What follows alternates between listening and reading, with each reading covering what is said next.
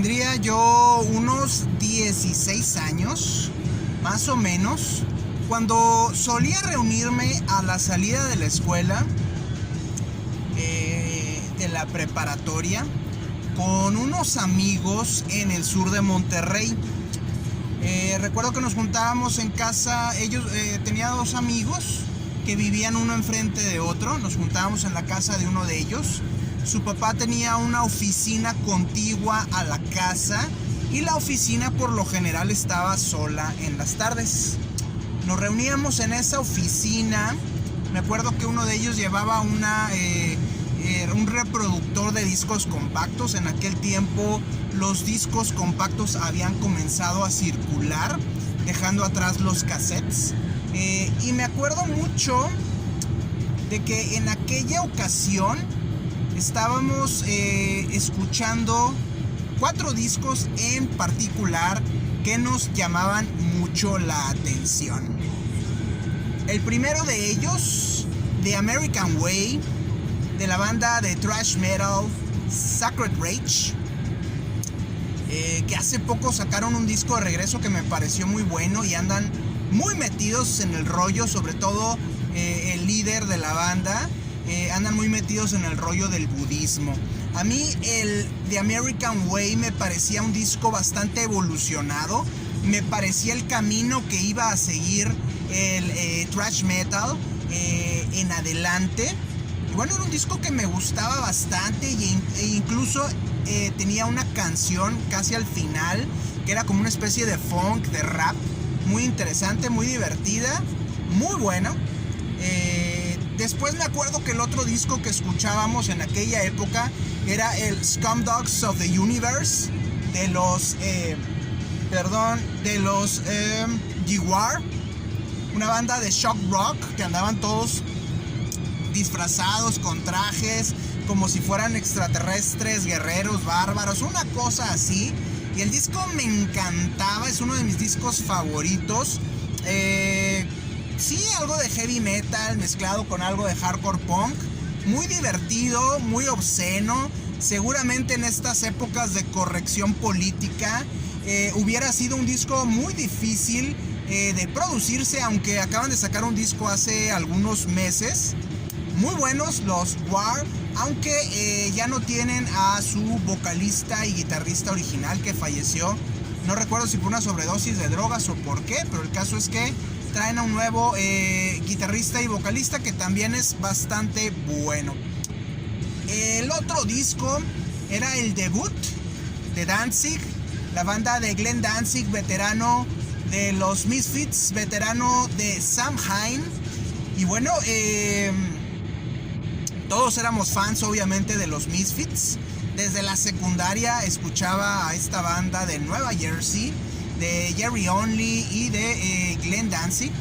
Tuve la fortuna de verlos en Monterrey hace quizás más de 10 años. Y bueno, era un disco que nos llamaba la atención, nos intrigaba bastante. Sabíamos que no era propiamente ni punk rock ni goth rock como lo que hacían Samhain o Misfits, horror punk, pero nos llamaba la atención. Obviamente sonaba a rock and roll, tipo Elvis Presley, tipo Roy Orbison, tipo Johnny Cash. Bueno, las vocales obviamente de Glenn Danzig sonaban mucho a Jim Morrison, obviamente. Traían mucho la onda de Elvis Presley. El disco estaba producido por Rick Rubin y obviamente Rick Rubin dejaba a la banda en los huesos con un sonido similar al, por ejemplo, al de AC/DC, sobre todo en el tema de las guitarras y los ritmos minimalistas que tocaba Chuck Biscuits. El otro disco que escuchábamos bastante y que también nos llamaba mucho la atención, yo no los había escuchado antes, era el de una banda tejana llamada Pantera, y el disco era el llamado Cowboys from Hell. Estábamos acostumbrados a escuchar thrash, a escuchar death metal, incluso a escuchar grindcore, Pero definitivamente el sonido de Pantera era algo diferente. Sí, tenía bases de heavy metal, tenía bases de thrash metal, pero era un sonido diferente. Algunos dirán sincopado. A veces las voces, a veces las guitarras, a veces las baterías iban en contrasentido con el resto de la música o de la melodía, si es que la había. El vocalista gritaba más que cantar. Las baterías tenían cierto ritmo cercano quizás a algo así como el hip hop. Había muchos arreglos angulares, sonidos angulares, había muchos vacíos, huecos, y sobre todo los ritmos, por ejemplo, del thrash metal o del speed metal o del heavy metal estaban alentados, estaban más disminuidos, eran lentos y pesados, con mucho énfasis en el ritmo y algo minimalista en que repetía los riffs. Recuerdo que algunos decían rapera por la manera de cantar de Phil Anselmo.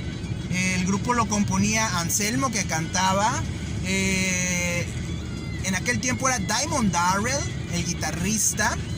Su hermano era el baterista Vinnie Paul y el bajista Rex Brown, que en aquel entonces creo que todavía era Rex Rocker. La banda tenía sus orígenes allá a mediados de los 80s como una banda del llamado hair metal, del llamado glam metal, que definitivamente no estaba muy en boga en Texas, de donde eran originarios. Quizás sí, obviamente, en Los Ángeles, pero en Texas tocar hair metal o heavy metal era una locura. No había muchas bandas o no había una escena para ese tipo de música, a pesar de que sí algunas bandas, recuerdo, como Dokken, como Poison, como Stryper, llegaron a ir mucho a esa área de Texas.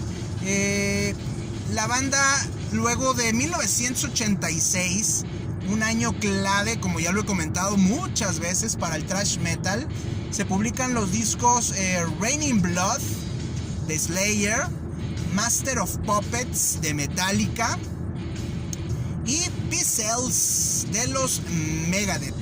Todo esto empuja un poco a Pantera a endurecer su sonido. Empiezan a irse por un sonido más hacia el heavy metal.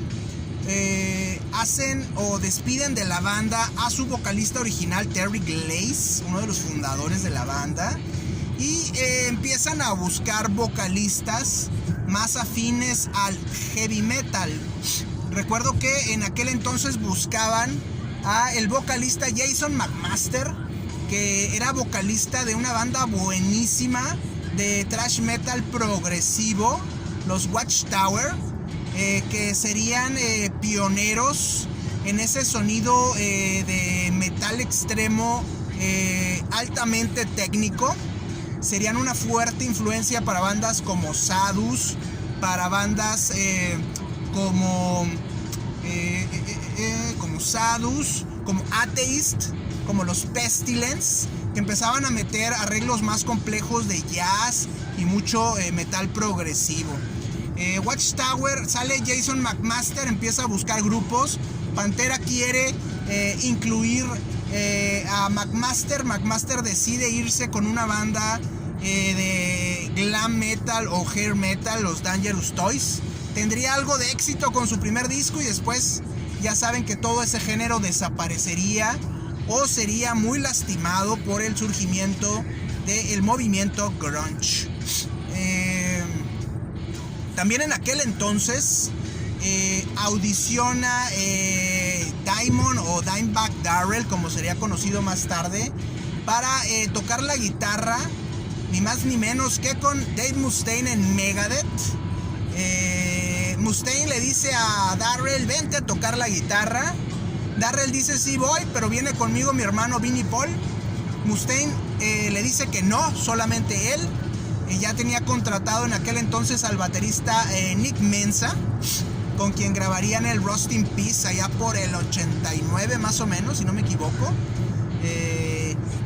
Y bueno, Darrell decide quedarse en Pantera porque Mustaine no quiso a Vinnie Paul.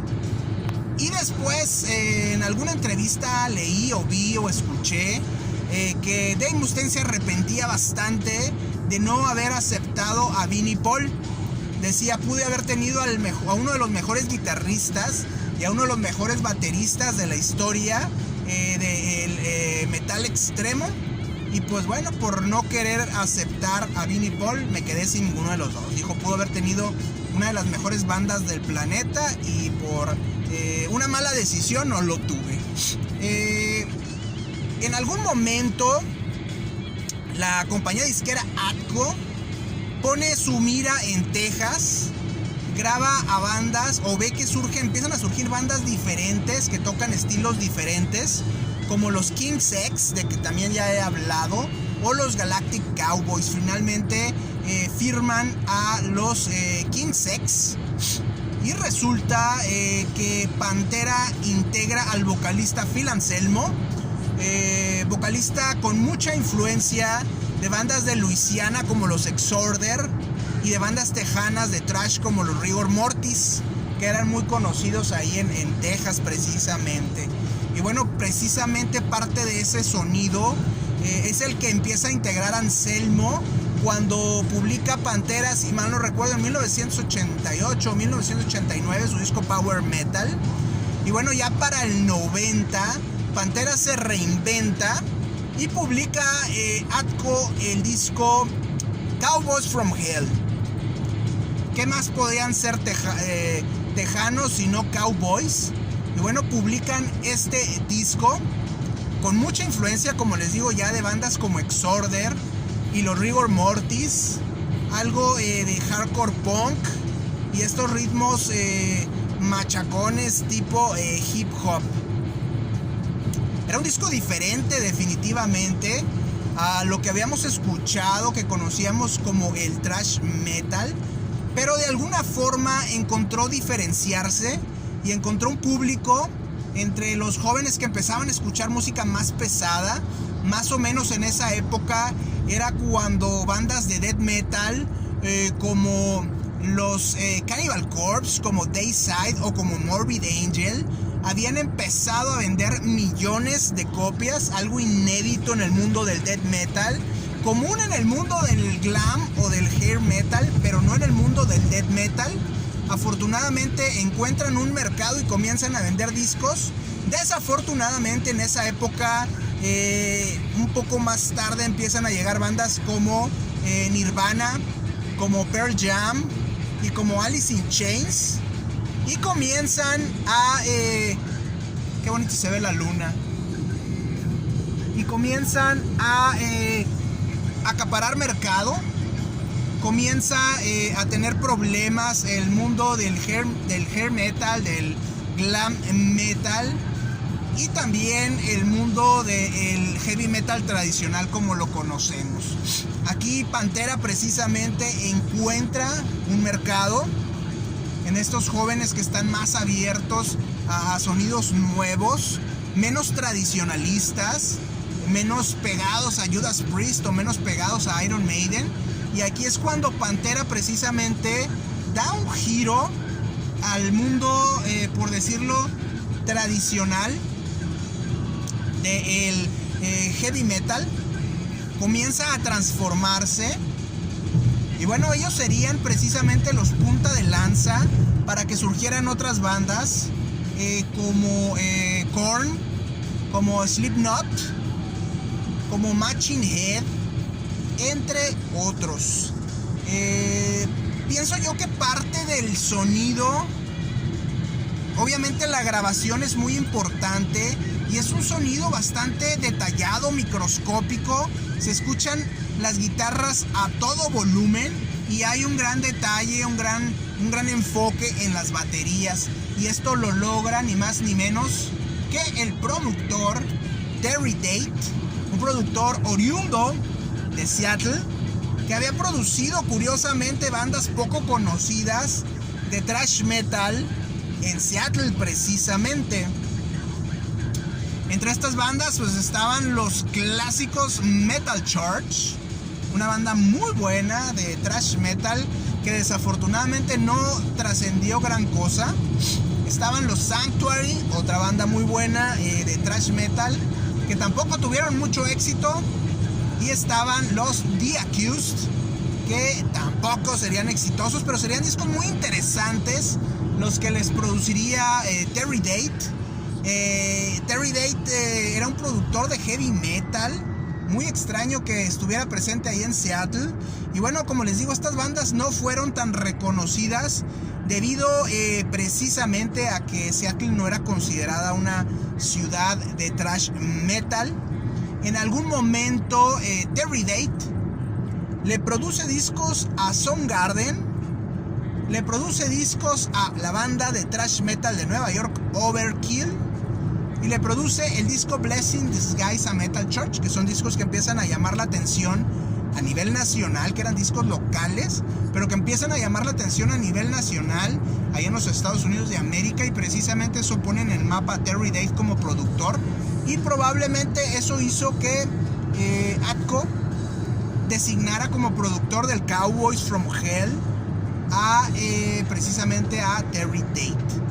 Terry Date consigue darle un sonido potente, poderoso, detallado, brutal al Cowboys from Hell, y bueno, se quedaría ahí a producirles un par de discos más a Pantera.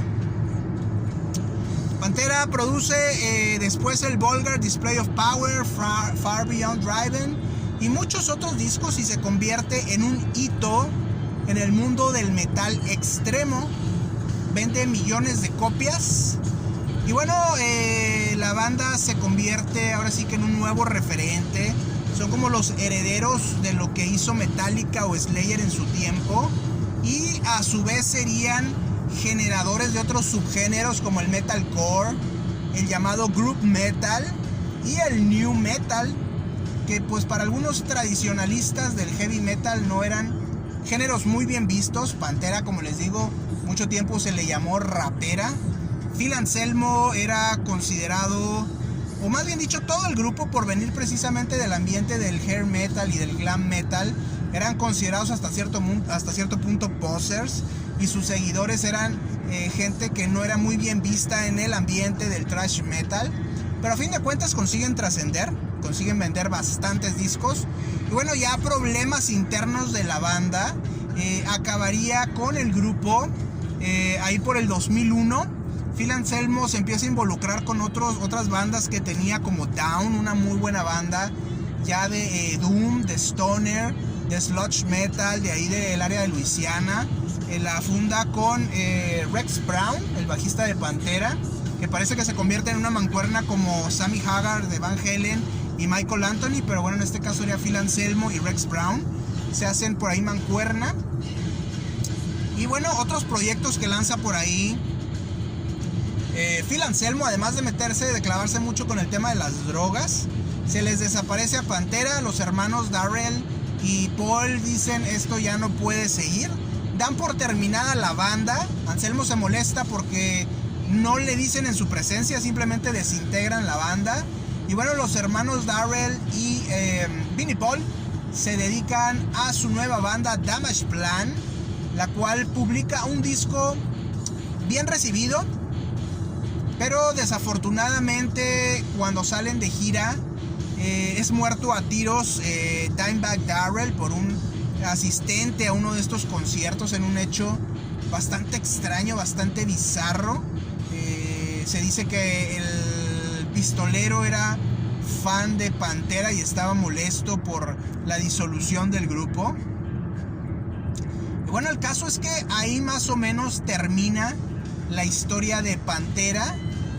Unos años más tarde muere Vinnie Paul de problemas del corazón, y prácticamente se elimina de la mente de la gente la posibilidad de que Pantera pudiera en un momento dado regresar, ya sin los hermanos Darrell y Vinnie Paul.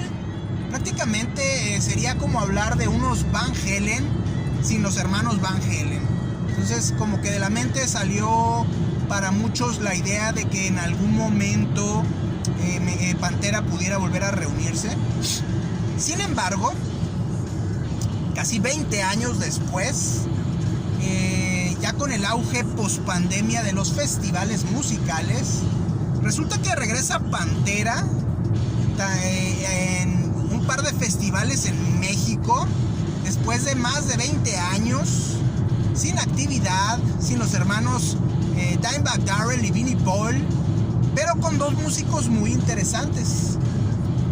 Uno de ellos, Zakk Wylde, muy amigo de Dimebag Darrell, y el otro, el baterista Charlie Benante, uno de los mejores bateristas, más técnicos, más eficientes en el mundo del thrash metal, ahí con los Anthrax, de quienes fue fundador, y uno de los mejores bateristas, creo yo, junto a Dave Lombardo de Slayer y junto a Jim Hogland, que actualmente está con los Testament. No pongo en tela de duda que el señor Charlie Benante puede tocar fácilmente los mismos ritmos que Vinnie Paul. Definitivamente es un buenazo Charlie Benante. Ha hecho trabajos muy interesantes en la batería y, como les digo, es uno de los bateristas técnicos con más capacidad en el mundo del thrash metal. Mi gran duda surge con Zakk Wylde, quien ha sido, digamos, que el guitarrista más constante en los discos solistas, ni más ni menos que del legendario Ozzy Osbourne. Mi gran duda aquí es qué tan bien se integra en Pantera el heredero de Tony Iommi de los Black Sabbath y de Randy Rhoads, el primer guitarrista que ayudó a impulsar la carrera solista de Ozzy Osbourne. Qué tan bien se integran estas influencias al sonido de guitarra que tenía Dimebag Darrell, Diamond o Dimebag Darrell, como quieran llamarle. Dimebag fue como se conoció al final de su carrera. Si Zakk Wylde es capaz de meterse, no solo de imitar, sino de hacer suyo el estilo y poder llevarlo a otro nivel, siendo que Dimebag Darrell tiene influencias muy diferentes a las de Zakk Wylde. En el estilo de tocar la guitarra de Dimebag Darrell podemos escuchar más, creo yo, a Joe Satriani, más a un Tommy Victor, el legendario líder de los Prong, más a un Page Hamilton, legendario líder de los Helmet. También podemos escuchar el sonido de Ty Tabor, el guitarrista de los King's X, y un poco a Billy Gibbons, ni más ni menos que de los ZZ Top. Entonces son influencias que creo yo muy importantes en el desarrollo del estilo muy particular de Dimebag Darrell, y que para mi gusto no empatan con las raíces, con el desarrollo, con el crecimiento, con el forjado del estilo de tocar la guitarra de Zakk Wylde. Como les digo, a mí Zakk Wylde se me hace más cercano a Randy Rhoads. Y bueno, eso es lo que yo veo complicado en este nuevo ensamble, en esta nueva banda que asume el nombre de Pantera, aunque es solamente la mitad del grupo original. O bueno, de la alineación clásica, no del grupo original, de la alineación clásica. ¿Qué también podría hacer esto Zakk Wylde? Y sobre todo mi gran duda también es si la banda solo se reunió para lucrar con esta sobredemanda de conciertos de la era post pandemia. En su momento los Sex Pistols lo hicieron, algo que se creía imposible, y ellos mismos dijeron que el tema era lucrar, sacar dinero. ¿Será ese el tema con Pantera? Lucrar y sacar dinero. ¿O realmente buscan un nuevo comienzo en la carrera de la banda con esta nueva alineación? Es algo que no sabemos, que no ha dejado muy en claro la banda. Aunque Charlie Benante, el baterista, dice que a él le encantaría poder grabar canciones. No sé qué tan capaz sea la banda de meterse en el rol de meterse en la esencia de los Pantera y sacar temas precisamente en ese estilo. Hay que recordar que el estilo musical de la banda tiene, curiosamente, así como tiene ciertas raíces en el heavy metal, ciertas raíces en el thrash, en el hardcore punk, también tiene muchas raíces en un estilo musical como el que hacían los Prong, como el que hacían así como tiene influencia de Slayer, de Judas Priest, de Siege. También tiene mucha influencia, por ejemplo, de unos Prong o de unos Helmet, por ejemplo, o de los King's X. Y aquí el tema es, o mi principal incógnita es con Zakk Wylde. ¿Será capaz Zakk Wylde de traer este sonido de vuelta, de reproducirlo y sobre todo de llevarlo a otro nivel? No lo sabemos. El estilo de guitarra de Dimebag Darrell, aunque indirectamente, porque dudo mucho que Dimebag Darrell haya escuchado alguna vez a los Gang of Four, sin duda tiene que ver con este estilo de guitarra muy angular, muy disonante y muy dinámica de Andy Hill. Andy Hill fue productor de bandas como los Red Hot Chili Peppers en sus inicios. Y Gang of Four fue una banda legendaria de la era del post-punk, con este sonido con mucha influencia de la música dub, de la música funk, metiéndola en el punk. Y curiosamente es una de las bandas favoritas del productor y gurú musical Rick Rubin. Me pregunto yo, si Pantera decide regresar al estudio y grabar canciones nuevas, ¿quién sería su productor más idóneo? ¿Regresarían con Terry Date, que ya ha agarrado una experiencia tremenda? Ha producido a Korn, a los Deftones, ha producido obviamente a Soundgarden, ha producido a los White Zombie. Y bueno, ¿qué podría aportar en estos momentos Terry Date para recrear el sonido de Pantera y subirlo de nivel? Podría ser quizá el productor Rick Rubin, de quien acabamos de hablar, que fue precisamente el productor del disco Raining Blood, el cual considero uno de los mejores discos, empatado con el Master of Puppets en 1986, como mejores discos de thrash metal de la historia. Podría ser Rick Rubin. Rick Rubin ya ha trabajado con Metallica, ya ha trabajado con Slayer, y ha trabajado con Black Sabbath en su disco 13, con Metallica en el Death Magnetic y obviamente con Slayer en su disco Raining Blood. Entonces, ¿pudiera Rick Rubin tomar la batuta como productor musical con Pantera? O quizá Pantera buscaría a productores como Ross Robinson, que produjo a bandas como The Cure, como Fear Factory, entre otros, como Korn, como Sepultura en la época de auge del llamado nu metal. O pudiera Pantera tomar una ruta más conservadora y buscar a Greg Fidelman, actual productor de Pantera, para que les produzca un disco.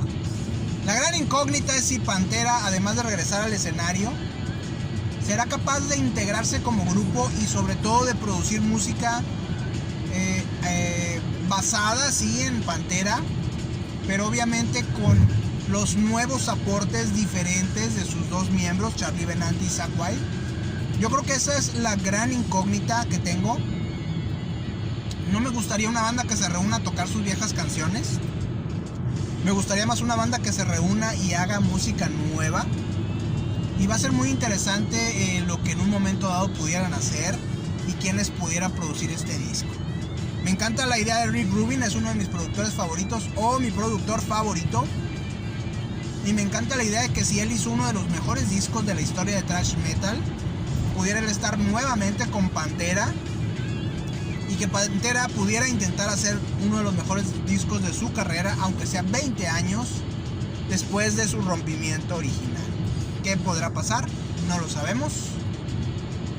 Ojalá y sean buenas noticias, y ojalá la reunión no solamente sea una manera de lucrar con la sobredemanda de conciertos posterior a la pandemia, y que sea un relanzamiento de la banda con nuevas ideas, con nuevas canciones y con un sonido basado en el sonido original, pero que suene actual. ¿Serán capaces de hacerlo? Ya veremos qué pasa.